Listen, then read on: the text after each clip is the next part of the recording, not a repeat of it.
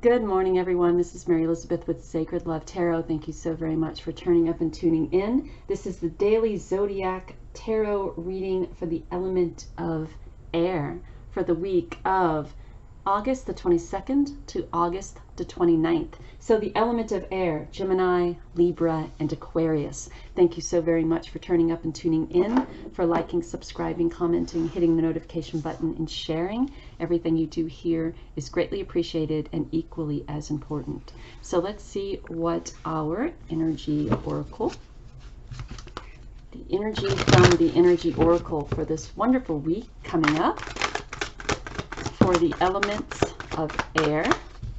Again, that is Gemini, Libra, and Aquarius. Our first card is attachment. So this is the Devil card in the traditional tarot. So something that you're unable to release yourself from, financial constraints. Okay, so there may be a mindset here of lack. There may be a mindset here of poverty. There may be a mindset here of being attached to the headspace of generational poverty, or you'll never get better, or nothing will ever, change, and why strive for anything, or why do anything, or why go out and search for anything. Hold on for 1 second. So, so it's almost like seeing yourself as a victim to society, or a victim to ancestral generational poverty, or a victim to the social standards that we are, quote unquote, supposed to be, living up to. There are things that you are able to do and things that you aren't able to do, and if you're this type of person, then you don't have a chance in hell of being able to climb the ladder or succeed. So why even bother? And you may be wearing all these masks, or wearing masks, or wearing all of the, almost like wearing masks to put on airs, to kind of fool people into thinking you're fine, right? I'm fine, I'm happy, everything is going great.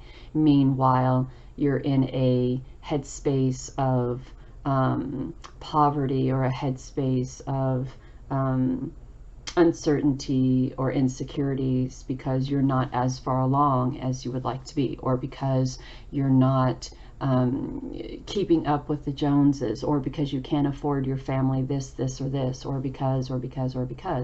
And I think that we live in a society today that try to push people beyond their means and beyond what they're able to afford, or what they're able to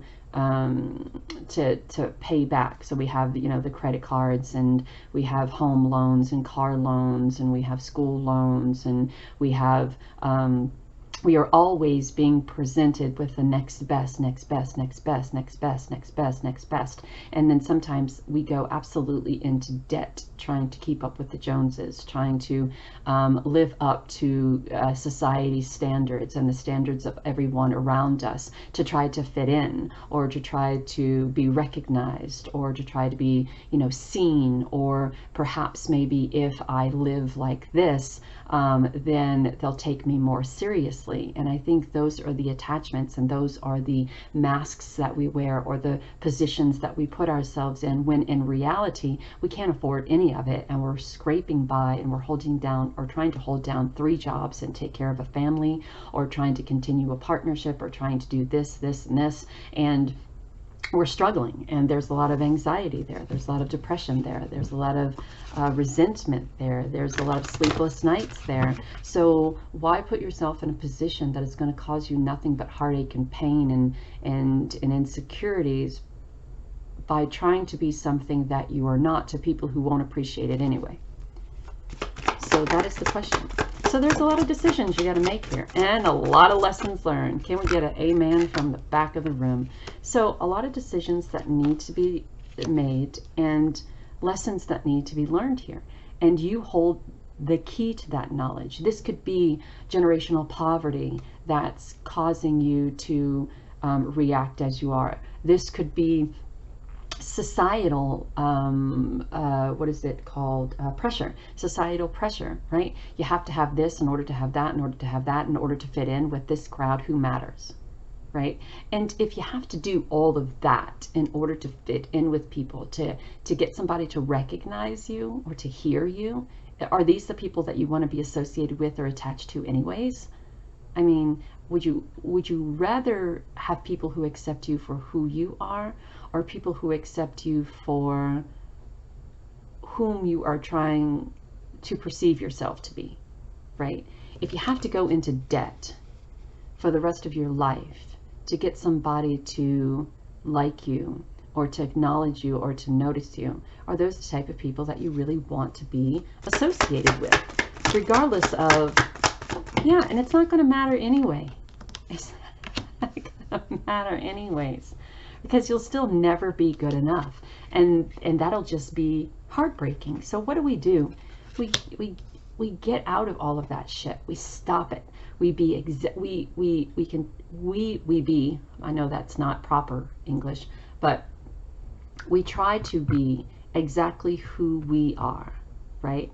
Nothing more, nothing less. This is me. This is who I am. You accept me for who I am or don't accept me at all. I have no desire to put on airs or to wear masks or to be chained to whatever illusion that that I perceive myself to be, or that whatever illusion I have to put up in order for you to accept me, right? It should never have to be like that. If you're not accepted for who you are, I mean your true authentic self, then fuck them, right? Fuck them. Who cares? And this is a lesson that I think you have to learn. And the moment you learn that lesson is the moment that you'll start experiencing happiness and joy. And look at this. Look, you don't need to put on airs to have that type of life. You're able to achieve that type of life just the way you are. It doesn't have to be going into debt for the rest of your life in order to buy fancy clothes and expensive cars and this, that, and the third to get what it is that you want, need, and desire in your life. It doesn't have to be that. You are a co-creator. You and Spirit Source have a co-creation relationship, right? You are able to step into a time of joy and happiness and gratitude and peace and prosperity and abundance and raise that vibration to the point of pulling back the veil on the reality of your life and who you are and what's going on, and stepping in to your own power, learning about who you are, learning about what you're capable of, just as you are. You're a magical manifester. That's what it is we do. We have just been told throughout society for years and years and years and years and years and years and years that we have to struggle and we have to go into debt in order to live up to the means of society standards. No, we don't. No, we don't. No, we don't. Right? We make the decision to learn from the mistakes of everyone around us. We release and let go of that mindset. We step into happiness and peace and joy and love and appreciation and gratitude for who the fuck we are at this moment right now. And then we use our divine power within. We use that divine ability within in order to produce and manifest this way of living that we have become accustomed to without selling your soul, without going into debt for the rest of your life. And it's achievable. It's achievable. Many people have done it. Vision boards, manifestation, visualization, forgetting about societal standards and everything that they try to push at you and everything that they try to pull you in to believe, and they try to pull you into to chaos, and they try to pull you into fear, and they try to pull you into uncertainties and insecurities, and they want you to believe all of these things that put fear into you and make you believe that you have to do all of these things that are beyond your means, when in reality we were brought into this world as manifestors, as co-creators, being able to visualize and manifest. And somewhere along the way, we were talked out of that and talked into a new belief. And that new belief is bullshit. And it's up to us to flip that script. It's up to us to change those beliefs. And that's where the decision making comes in. That's where the learning comes in. Oh, four. So we forgive ourselves for doing all of, you know, for giving in to all of the craziness and chaos and bullshit. We have compassion for the world around us and those people, and not only compassion for the world around us, but for ourselves and those people who are just like us, who have been brainwashed into believing that this is what has to be done in order to be happy, in order to succeed, in order to strive, in order to climb the ladder, if you will. You have a talent that Spirit desires you very much to use as you move forward in this time of new beginnings. So get out of that mentality that you have to do all of this in order to succeed. You're in a time of learning now.